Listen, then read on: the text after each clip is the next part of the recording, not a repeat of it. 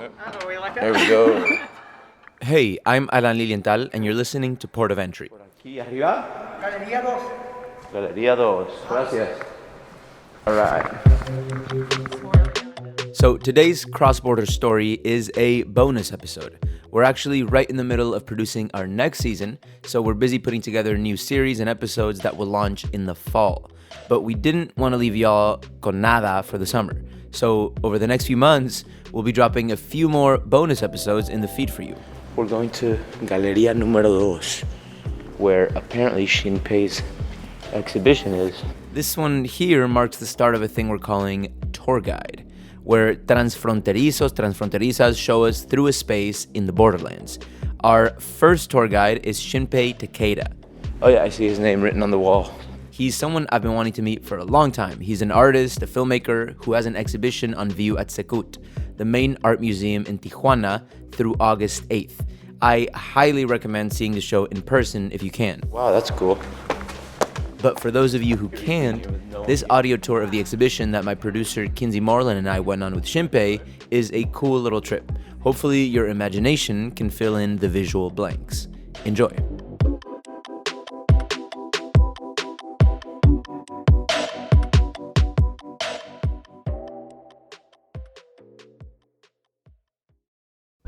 Now on The Finest, we examine an icon. Our Lady of Guadalupe has been a powerful symbol for 500 years, and artists have reimagined her as a source of resilience and pride. Listen now wherever you get your podcasts. We just walked in. Haven't been here in a long time because of the pandemic. So we're gonna go meet Shinpei. I don't know much about him, but I've heard a lot of. I have friends who work for him. And he's a big presence in the cross-border region. I feel like just his name, you hear his name a lot. Totally. So Shinpei is well known in our region as a border artist because he lived and made art in Tijuana and San Diego for decades. But these days, he's truly a global, sort of borderless artist who travels all over the world showing his art. Right now, he's living in Germany, but his life actually started in Japan. Yes, I was born in Japan, in Osaka. Okay. Yeah. And then I was in, my parents worked for a company, they were always getting sent to different places. So I was in Germany for 5 years, my childhood. Then I was in Chicago for a little bit, then back to Japan. And for university, I went to North Carolina. Really? And then from there, I came to San Diego and I started this organization called the Aja Project. The Aja Project, by the way, is a nonprofit that works with refugee youth and other kids by teaching them photography and other artistic and storytelling skills. It's a great organization. Great, thank you. And then now it's 20 years. And then I was kind of tired of, American, I think, what shall we say? You come to US and you learn the language and you master and you use it. And you become kind of tired of your individuality, Too much I, because when I first learned I want, and it's a language, you have to insist. I want, I think, I believe, you have to insist, you have to fight for it. That's the only way to survive in the American society, I think. And that leaves you very lonely, I think, with your I. So I got bored. And I was like, wow, what's this distance between people? No? So when I came down, because my friends wanted to be lucha libre. So I used to come down with him and he rented an apartment and I started living there. And That was your first time in Tijuana? That was 2004 or 3 or something. Yeah. And then the first people I met was in artists, For me, the artist is a little different than artista. No? When you say artista, here, at least in Mexican cities, at least, or in TJ too, you have a different kind of responsibility. I think they treat you a little bit like kind of a documentarian of the city. They treat you like you are kind of like the type, documenting machine of what's happening now. So after meeting more and more artists in Tijuana, Shinpei realized that he too had something to say about what was happening in the world. I started wanting to, because my work with the Aja Project was trying to give voice, trying to work with the young people, people from immigrants, people, refugee kids, and I was trying to put their work so big. I was making their photographs so big and so on. And I realized I also wanted my voice. So I wanted to find my voice in here in TJ. I think people were just, doing things from nothing, and that really gave me a kind of a courage and kind of a guts to start making my stuff. So this is like my art school in Tijuana, the city. So, and I found here, I think in TJ is like super great to like start something. You don't think about anything, you just let's do it. And then the explosiveness of starting something. But I think here I couldn't quite learn how to tie the last knot, how to complete the works. It's hard to get into details because it's so much stuff going on here, and it's like. And you see like half-finished buildings all the time. Like I don't see that anywhere more than in Tijuana. Like this, like the explosiveness is there to create, but then to finish it well, it's like It's called obra negra, no? Yeah. It's that's the beautiful thing about it because it's so much space to do stuff, So because of this feeling of Shinpei's, the feeling that he could easily create things in Tijuana, but could never quite figure out how to finish them, he decided to move back to Germany where he had spent part of his childhood. He says he felt like the country's long history and its culture, which he remembers as being oriented towards efficiency and getting things done, felt like the necessary next step in his career as an artist. Was Germany forever, or No. I mean, Germany is also right now. It's super immigrant society. So now it's it's like a California 20 years ago in some ways. And yet there's a part of it they're like very conscious. They're more green. It feels like it's a a society, well-functioning society. But there's also a lot of frictions. So. In some ways they're 10 years ahead of USA, but some ways they're like 10 years ahead of, behind California in this kind of dealing with others. How do you deal with others? so will you always kind of consider Tijuana home base? You always kind of have one? I mean, we see what happens after this, because this show was like something that I really wanted to make it is. And after here, I'll have to find some new threads for my new future, and then now, you learn in trans-border, I guess, to what you learn from doing a trans-border life is that there's always so much way of going through the border, right? And you always learn to improvise here. The point is not to break down the walls, but you have to find the back door entry, I think that's what you learn, Because in Germany, it's so interesting. From where I am, you drive 30 minutes to Holland. There, when I was a kid, there used to be border, like the linea here, Not so many, 3 hours lines, but there was always a linea. I remember this as a kid, and now there's nothing, and you see the remains of the checkpoint. So the borders come and go, and this one's getting bigger and bigger from the time. I mean, when I was first here, there was this. Nada. Yeah, there was nothing. I mean, you could still jump a little bit, Now it's gotten more hyper intense. So, but it comes and go, I think. So. All right. Well, Borders come and go. They do. Got to remember that. Yeah, and you just have to keep finding ways to get through it, and don't try to go from the main entry point because it takes too much time and too much energy. I like it. Find the back door. Okay, so after we got to know each other a bit, Shinpei took Kinsey and I on a quick tour of his exhibition. So this ship at the end is what greets people in the front wall. Shinpei started by talking about a very detailed pencil drawing of a ship he drew right on the museum wall. It's the very first thing you see when you walk into the gallery. So I wanted to make a little bit of metaphor about this big ship that we've built by ourselves, and how we don't even know what to do with all these big ships that we've made. Or it's sustaining itself, but it's stuck in a certain way. Yes, and that's the kind of a title, Moral Fantasy, is that is a quote by Austrian philosopher Günther Anders. and he talks about that we need to expand. We don't even know our capacity to produce. We don't even understand, because we can produce nuclear weapons and we can produce all these things, systems that's driving us crazy, but we can't even control it, and because we don't have enough imagination. That's what he says. So we need to expand our imagination to keep up with our capacity to produce things. Next, Shinpei walked us over to a woven piece he made that's hanging on the wall.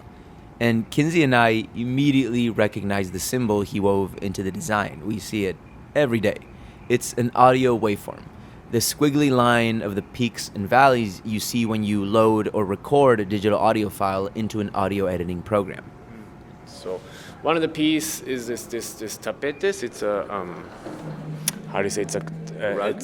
It's a rug made Tapestry? in tapestry made in Oaxaca, and then I worked with them to make this kind of a sound vibrations, and a lot of my work has to do with these vibrations behind these voices that you guys are recording. For example, you look at these diagrams All the time. and you cut and you edit, no? So this is kind of the, how do we weave these, not just the text and informations and transcription of these words, but what's behind these words and numbers, So this was kind of my symbolic piece here to begin the exhibition. At this point, we walked over to a giant hole in the wall. It looked like someone had made a mistake, or someone had an accident with a sledgehammer and no one bothered to fix it. But of course, it wasn't an accident, it was art. Or more accurately, an instrument. Shinpei actually recorded the sound of the breaking wall for use in his experimental performance art band called Ghost Magnet Roach Motel. So idea is that we've done these kind of things, trying to get these cockroaches out of these walls and so on. So this is kind of manifested in this kind of really live. And we made this as a music also, no? But there was 2 American musicians and 2 Mexican artists. And then I was there also screaming and making noise. Okay, I feel like I have to step in here real quick to play some noise music, because it's a genre of music that's big in Tijuana and all of Baja and somewhat in San Diego too. So let's take a second to listen to Shinpei's band, Ghost Magnet Roach Motel.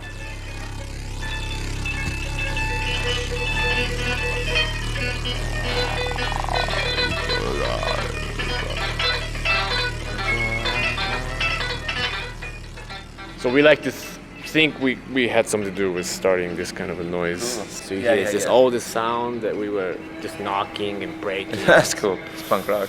Yeah. So that's the piece.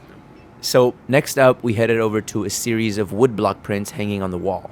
This piece I wanted to include in the early part because it's called the Phobia Project, and I did it in Mesa College Gallery with Alessandra Moctezuma. And she had me there for like a residency I did there, and I had this little tent, and people made an appointment with me and talked, and we sat down for 1 hour and we talked about the phobias. It's kind of a silly, interesting exercise, humorous in a part, because people, this is like ornithophobia is people that have fear with a bird. Oh, right? really? Agoraphobia, people Outside. out open space. No? You're a people, no? Yeah. Agora? So I would carve them from the wood, their writings. As of they were their- talking to you?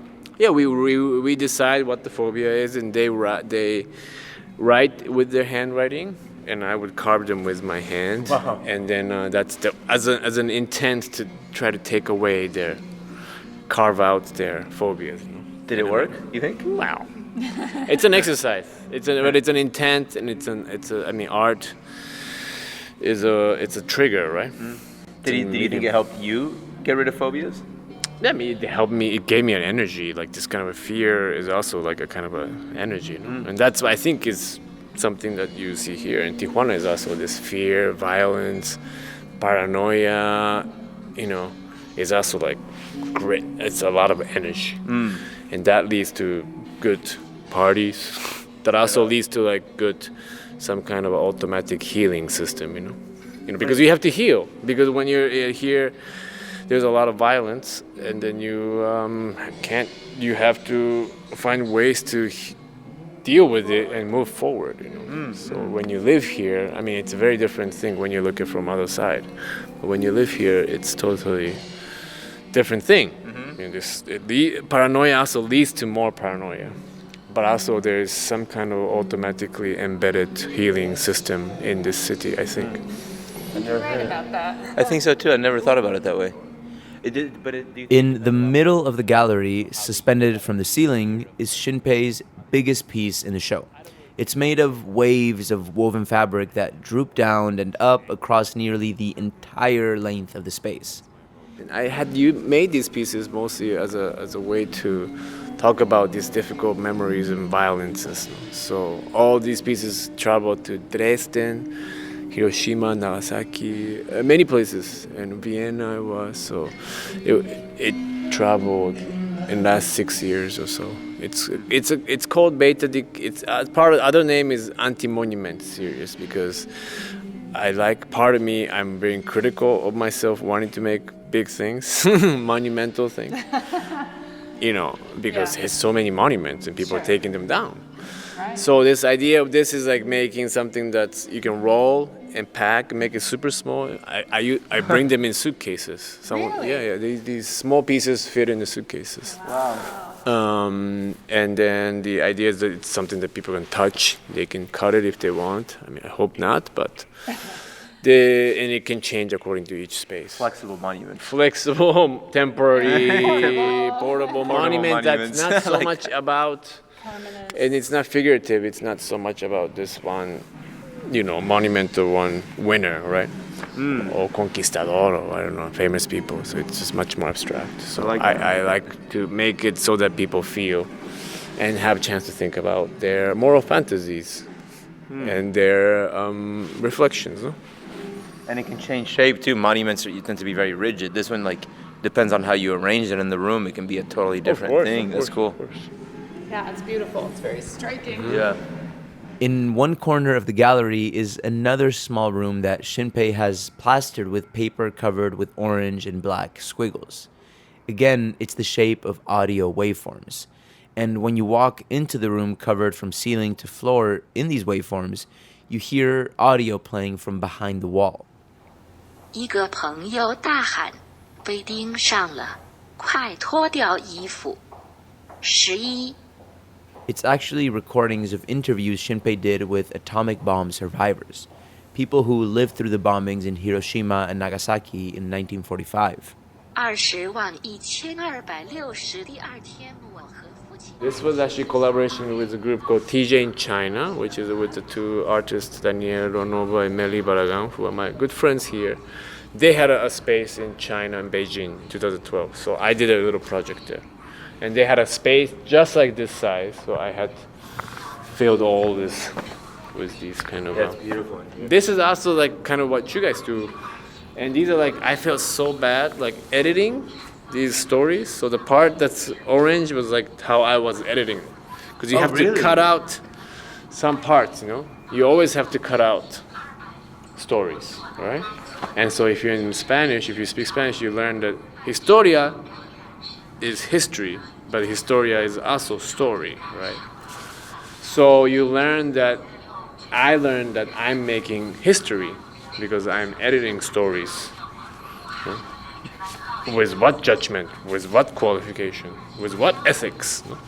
So the ones I didn't use here will probably never see the light of history, right? So I was editing a lot about what happened with the people that survived atomic bomb, and there was a lot of those things that nobody knew, that I haven't heard, for example. But you had to cut it to 1 hour or 20 minutes or whatever. So this was this pain of having to cut that I was trying to deal with. So I just wanted to kind of have this pain and this guilt and leftover energy, from my stomach. And I wrote them into these formats, and I kind of really try to be self-critical about how we are making histories without knowing.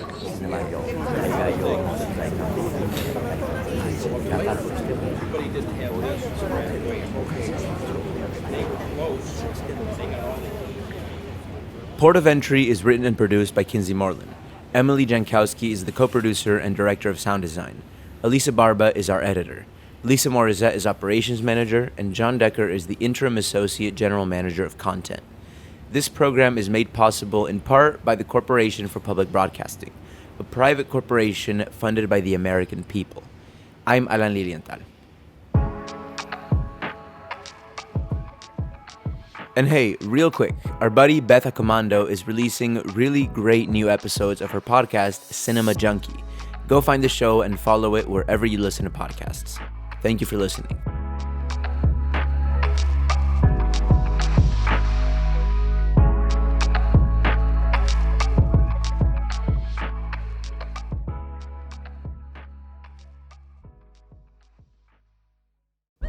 Now on The Finest, we examine an icon. Our Lady of Guadalupe has been a powerful symbol for 500 years, and artists have reimagined her as a source of resilience and pride.